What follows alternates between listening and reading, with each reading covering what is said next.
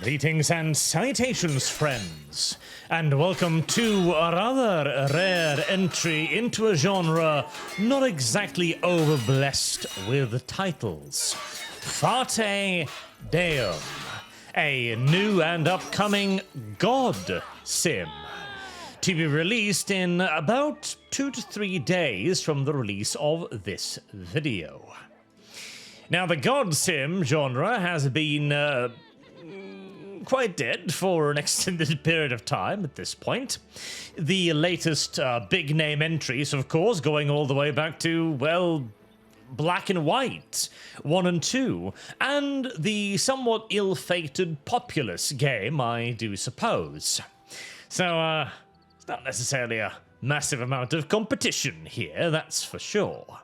But there being a bit of a dearth of entries does not necessarily guarantee success. So, what does Fata Deum bring to the table? Well, you play as a new god. This giant ball of energy right here is me.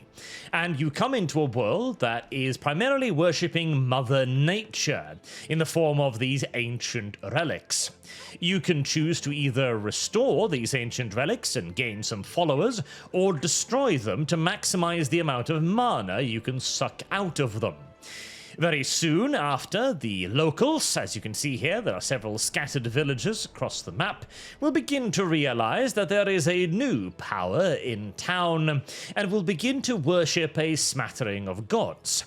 There is a small collection of not PvP, but versus AI skirmish maps available in the early access, which this one is a 3-player map. So you've got the evil warfaring god over here, and you've got the good and proper growth god over here, and myself over yonder. The maximum map, I believe, was a 5-player map so far, with potentially more for the early access, as at the moment this is a preview release build, which also means that certain quest things, like the stuff up here for example, is not available yet. But it is clear that eventually upon release, the map will come with basically quest level stuff and puzzles that many of you who have played Black and White previously will no doubt be familiar with. The core gameplay loop, to begin with, consists of building up cities. As you can see here, we've got a decently sized little village with a village center in the middle, and various economy and infrastructure buildings like a tavern, farms, a graveyard over here, and schools, which will help you build up various resources like gathering wood, stone, and food. Now, your people don't actually eat food, mind you, which is kind of odd. Instead, they need food to create new people. So it costs 10 food for 1 person, and once that 10 food cost has been paid, you'll get a new citizen, and that's that. You can also train them to be warriors to attack and harass nearby settlements, which, if they win, they will take the winnings back with them to their own settlement. And you can then use that to build yet further buildings there. Lyra here, for example, just recently carried out a successful raid, so it's got itself a pretty damn good amount of timber right now. Let's see. What could this town need? Well, definitely a library or two would be nice, as libraries provide knowledge. Knowledge, in turn, provides a general boost to productivity. Of course, there's only going to be so many people in a given village, but I do believe they've got a quarry over here. Yes, they do. So they'll be able to get more stone. Stone is good because it allows for the building of residences, which allows for more people. The populace will also offer up prayers to you, which might, for example, be like, here, increase workload. I'm not going to do that because it'll exhaust the poor villagers. Or have active military power of 26.7 in Illyria. That too is probably unlikely at the moment. During the night portion of the game, you can set up buildings for your people, which they will build during the day. You can't actually do much during the night. For example, I can't harvest wood or anything like that. So it's kind of like a pause feature for planning and laying out cities and stuff, which feels a pinch redundant, honestly. The game already isn't exactly incredibly high-paced, so the addition of a night time where you kind of just look around seems a little silly. Fortunately, there is a skip button, although before we do that, we shall see if there aren't any people around, like Ovald here, whom I would very much so like to migrate over to a new city. In fact, let's turn this on. As I have recently built a much larger settlement over here, Thurmfrost. However, because it was only 2 people initially, and because pretty much all of the gods on the map really want that place, it's been bombarded with invasion, miracles, lightning strikes, thunderstorms. You name it, it's hit that city about 75 times already. And so the population numbers remain, non-existent, in all to essentiality. Not great, and so it is time to try and actually get some people over there. That'd be lovely. A nice collection of individuals. I would like if there was a possibility to maybe just click on the houses or migrate X amount of people from a central menu. That would be nice. And we also need to send over some wood. Building materials are plenty. I think it's already overflowing in food, so I don't need to worry about that too much.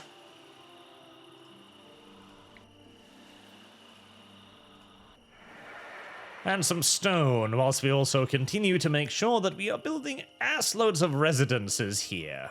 Get more and more people. As people are very important. Not only do they, of course, help you with the infrastructure of your own settlement by mining, farming, building, and all of that nonsense, they are also worshippers. Worshippers obviously give you mana, which is useful in its own right, but it also allows you to level up. As you can see, the total number of followers right here. So I need 7 more followers to reach the next level. You can use the M key to open up a map to zoom around, which is very nice, by the way. And I could use a few more people over here, too. Let's see. Right about there. Right. Let's skip the rest of the night, then. And there's a level up. When you level up, you have access to a variety of wonders. The wonders are your primary powers, such like Mastery of Invocation, for example, which unlocks the Summon Demon special ability in this case, or Master of Propaganda, which decreases the cost of things like spreading love, infusing fear, and also allows them to be more effective, or Mastery of Death. Now, Death is quite neat, but we're going to go for the demons first. You are influenced by everyone, and you influence everyone. There are also little quests like these, which are the Fate Challenges. Let's see. Miraculous Fertility. Mortals Basel. Mortal Basel plus 5 would not be a terrible idea. I've already got quite a lot of military, so let's go on to take a mission from the Maiden there, as there are 3 larger overarching gods which give you missions. If you fulfill all or 8 of the Fate missions, then you win the skirmish. Let's see. Thurmfrost now has a little bit of a population. Hopefully I can keep some of it alive for once. That would be fantastic. Extra life for energy? I'm not going to start killing people just yet. You can also select your people and give them various blessings, like Inspire and Empower, which will buff their abilities such as energy and productivity. The more productive people are, obviously, the more work they'll get done. The more energy you have, the more abilities to actually get work done they will have. Once you begin to build the larger settlements, you will also gain access to more unique resources as well, like cut stone and planks, which allow you to build epic versions of previous buildings, which are obviously significantly more powerful version as well of those buildings, although they also then cost an ass ton of resources, which in many cases are going to be needed to arrive from surrounding settlements. And it can also give you access to things like iron, for example, which is very, very, very, very, very useful. Now, this settlement will hopefully begin picking itself up now that I've gotten some more people over here, and I can continue transferring a bit more food and useful stuff over there. Let's see, what else can I build here now? Not much until I start getting some refining buildings up and running, it looks like. I'm going to need the stonemason as well, but I'm going to need a lot more rock for that. For now, the rest of the settlements then are going to need to be able to feed these resources in. This settlement is already very heavily upgraded, so it's got lots of productivity and lots of energy for it.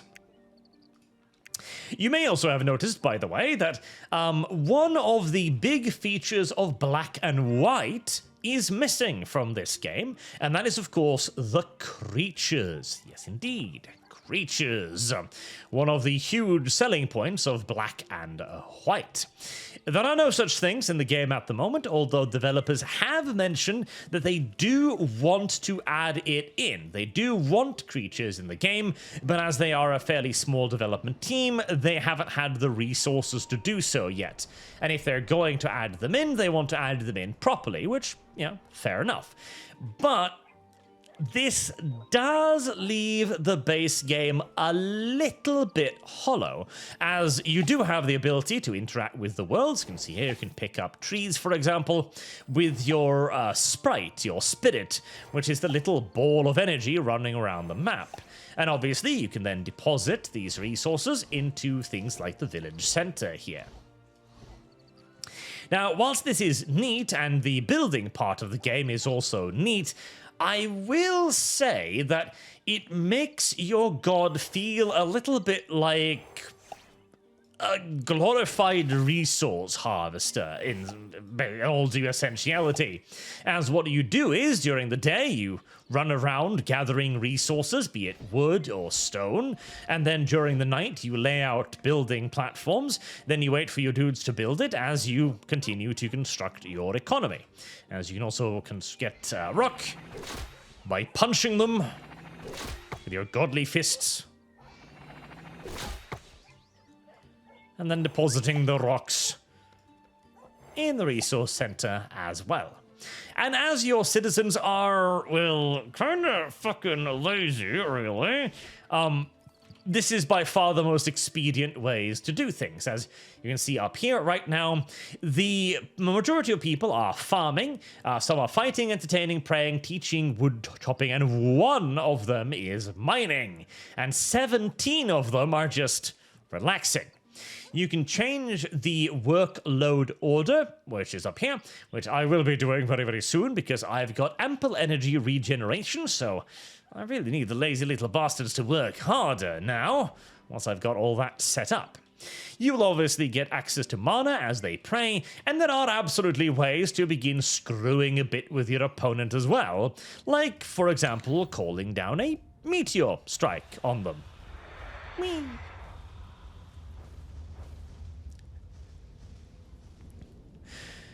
Ah, he's protecting himself. How very unfortunate. Unfortunately, meteor strikes are pretty gosh darn expensive, so I can't dump down too many of those, tragically. But you are quite...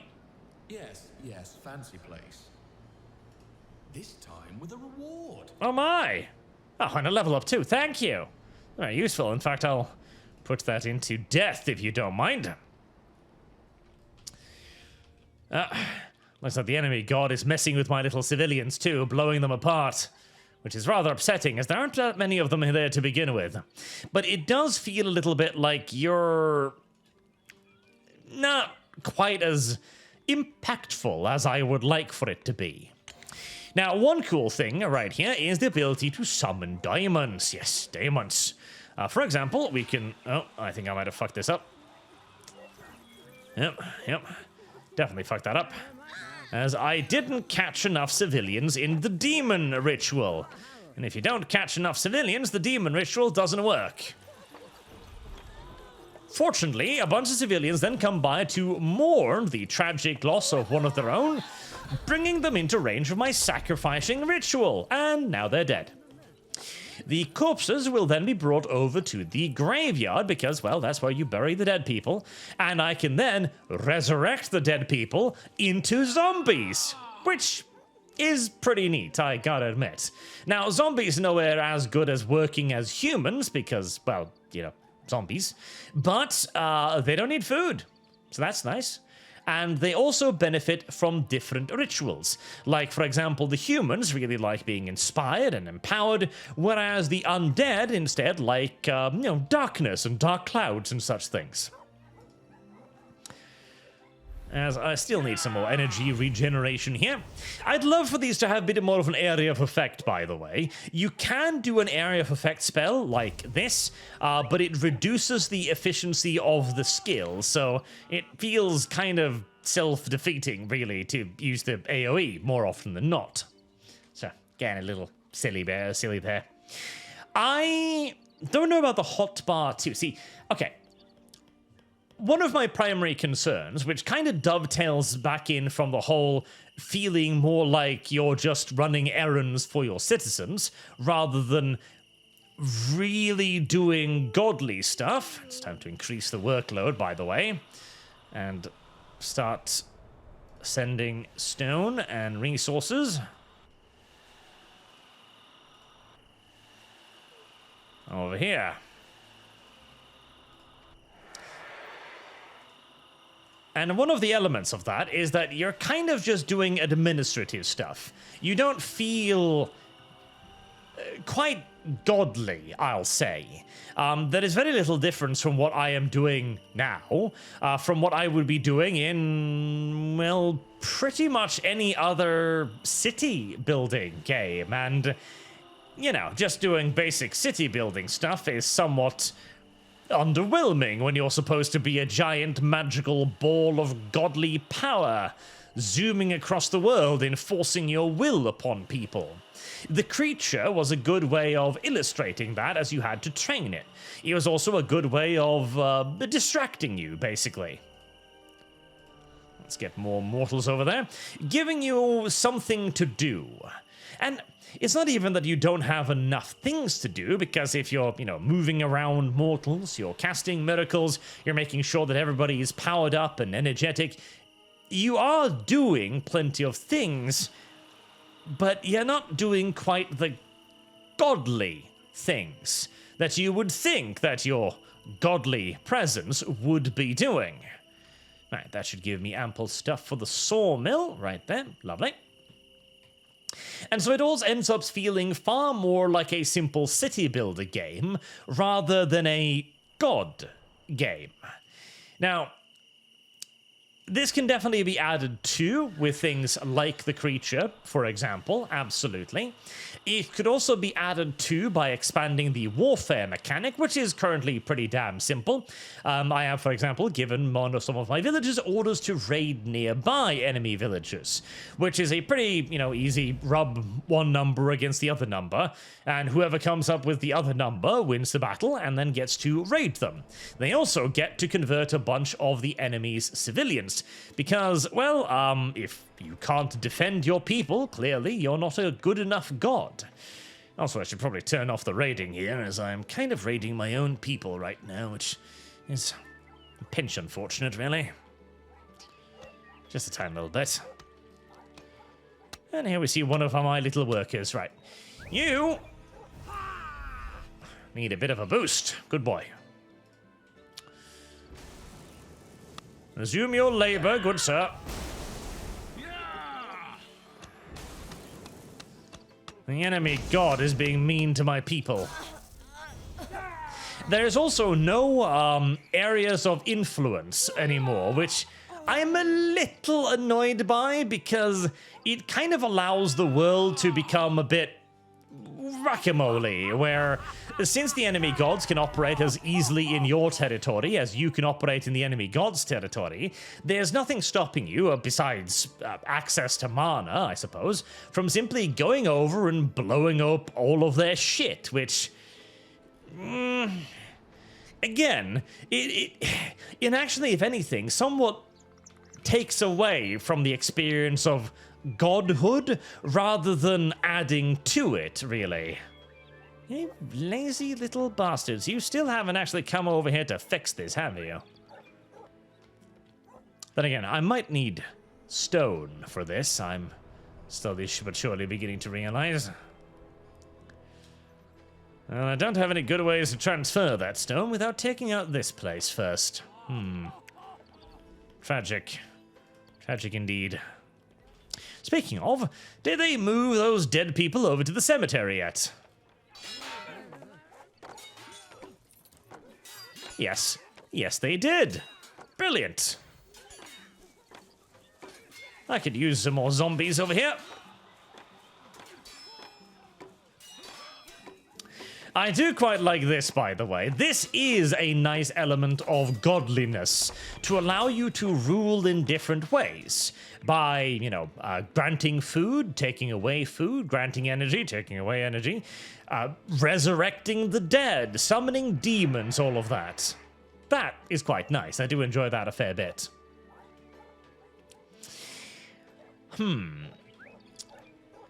Mechanically, that's more or less about it. Obviously, you level up and you have access to a variety of abilities. See, I really shouldn't be, you know, raiding my own people, although in this case, I think I'm being raided by the other guy here, yep. And the fact that you win by simply completing objectives as well, like in this game, became the main god of Fengard and build a school in Fengard. Okay, where even is Fengard? Ah, Ferngard, there you go. It kind of makes it feel like you're not really fighting against the other gods, so much as you're fulfilling the somewhat arbitrary objectives of the other three big name gods, which, you know, as for an early access, basically proof of concept style thing, is enough of a victory objective in and of itself, but yet again, it really does kind of reduce the whole godly feel. And that, by and large, is my greatest critique of this game, as it doesn't feel like a god game. It doesn't manage to quite capture that style and gameplay of a god game.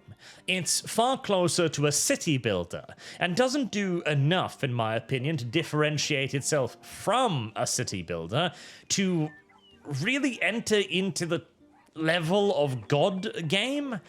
And I really think, so, the hotbar, right? On the one hand, the hotbar is really nice, because if I want access to a miracle, I can simply use the number keys and click on a guy, and there you go. Nice and simple.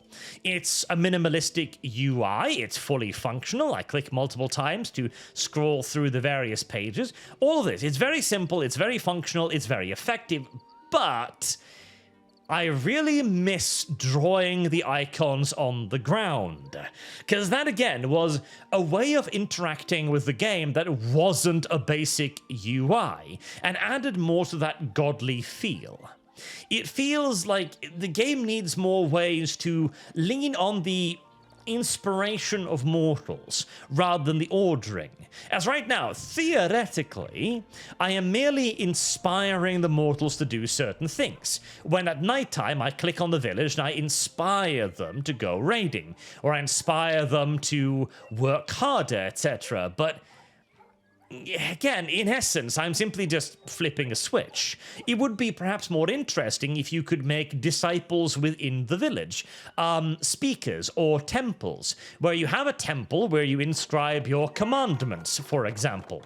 So say that my commandments are to be fruitful. Okay, that commandment gives a 10% bonus to food and will make the farmers in the village far more likely to grow food.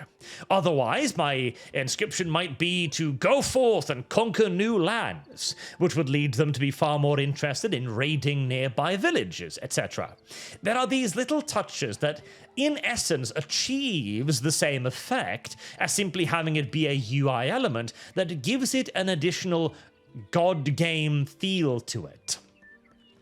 And having a bit more of a fantasy world wouldn't hurt either. I actually quite like the map. The map feels quite black and whitish. The humor, the writing feels quite black and whitish. All of that is quite good, but again, the fact that you can move anywhere is a little annoying because it makes you feel more like just a city sim. And the way you interact with the world needs, again, more of that mystery to it. Oh. They're very, very frightened, which is good for them.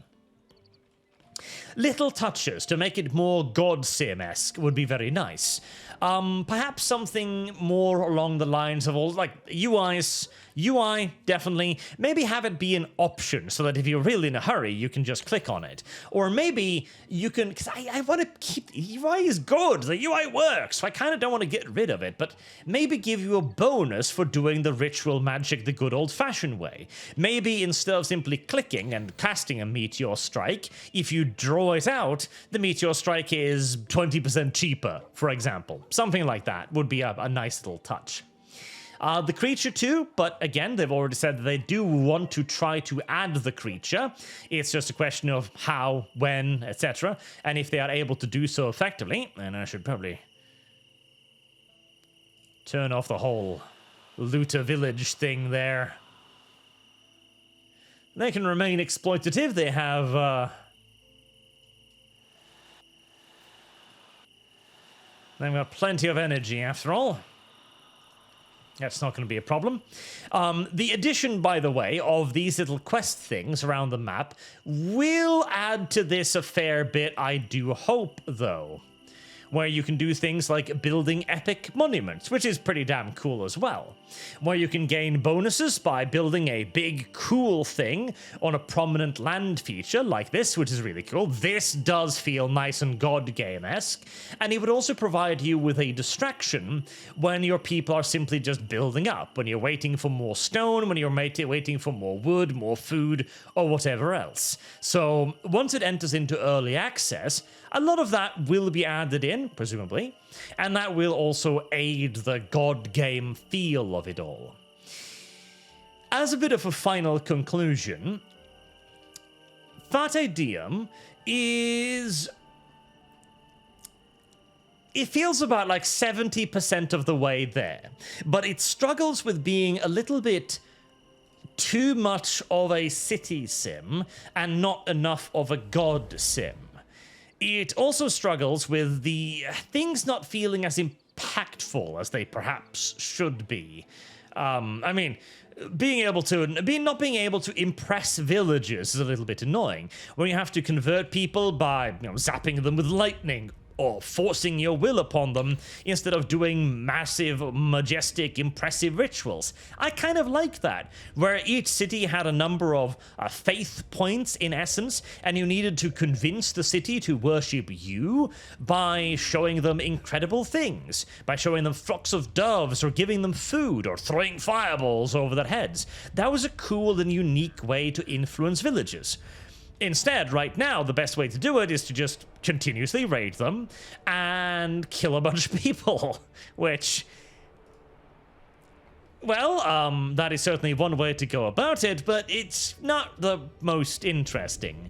And seeing as it also basically comes about by simply just, clicking on a character and then harassing them, again, it... again makes it all feel a little bit clicker-esque, Because now I just convinced that person to abandon the bad guy god and become friends with me because I impressed the person enough, basically. And without the ability to do easy, large-scale miracles, which there absolutely should be, they need to make the large-scale miracles much, much bigger and much more easy and eventful to cast. It kind of, again, it feels cookie-clickery. You know, oh, where are the citizens? Oh, there's one. Click on it. Oh, no, you're one of mine. All right. Next citizen. Turn on the thing so I can find them easier. Oh, he's making little demons there too. Isn't that cute? Click on the next enemy. Hold down the mouse button to cast a couple of spells to convince them that no. I am actually God, you stupid little bastard. And if you don't believe me, well, I'm just gonna kind of keep pouring mana into you until you realize that I'm gonna continue bullying you for the rest of your fucking life unless you convert. Which, to be fair, it does kind of sound like what a god would do if gods were real, so hey, that is that.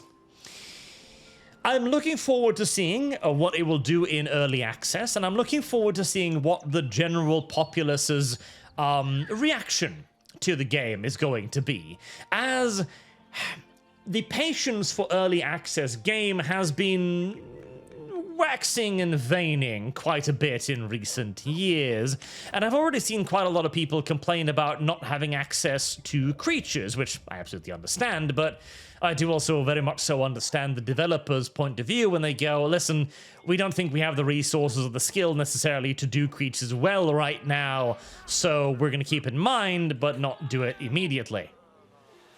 I think I want to burn your farm. I don't even like your farm. Screw your farm. And your people. Fuck them all. There you go. Burn. I do hope it does well, because I see promise here. I definitely do. Couple of UI improvements, a little bit more streamlining on certain things, a little bit more immersion, and perhaps an expansion pack or a big piece of DLC to add in things like profits, for example. As that was one of the things that Black and White was heading towards. Less of a creature, more of an army of Jesus Christs, which could be quite interesting. Things like missionaries, for example, or surreptitious thieves and raiders sneaking in to steal other people's supplies, or even potentially, heretics infiltrating preachers, or even the ability to just inspire dissent within your enemy's ranks. There is a great deal of godlike things that could be added here, preferably through something other than a simple clickable UI, that would help out the game tremendously. So, for now, if you really want a god game, then this might scratch the itch. Just don't expect it to be quite the most satisfying scratch you've ever had. More like a, little bit higher up sort of scratch that might get there eventually. And I do wish the developers the best of luck in that endeavor, as I would definitely like to see a lot more God Sims out there. Until next time, I've been Arch. Thank you all very much for watching, and I do hope to see you all again soon. Till then, have a good day.